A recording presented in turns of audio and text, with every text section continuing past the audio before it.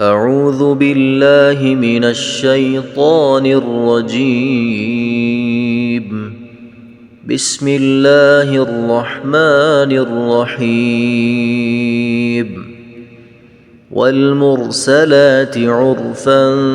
فالعاصفات عصفا والناشرات نشرا فالفارقات فرقا فالملقيات ذكرا عذرا أو نذرا إنما توعدون لواقع فإذا النجوم طمست وإذا السماء فرجت وإذا الجبال نسفت وإذا الرسل أقتت لأي يوم أجلت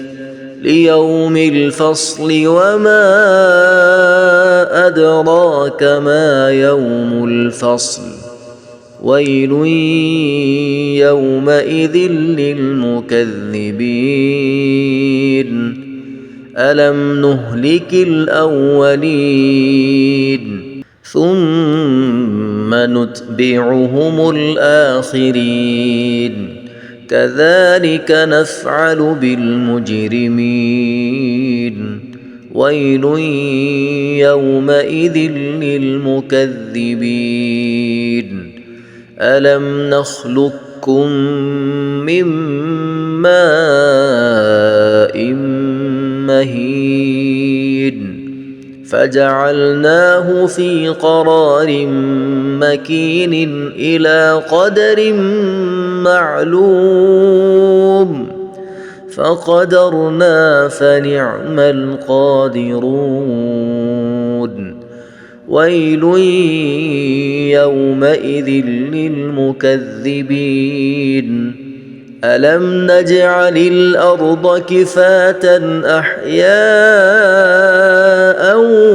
وأمواتا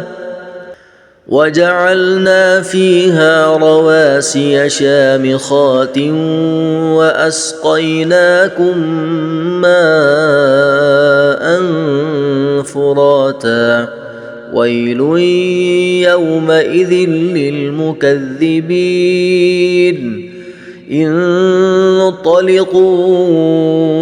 إلى ما كنتم به تكذبون انطلقوا إلى ظل ذي 3 شعب لا ظليل ولا يغني من اللهب إنها ترمي بشرر كالقصر كأنه جمالة صفر ويل يومئذ للمكذبين هذا يوم لا ينطقون ولا يؤذن لهم فيعتذرون ويل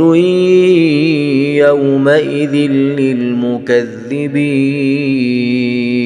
هذا يوم الفصل جمعناكم والأولين فإن كان لكم كيد فكيدون ويل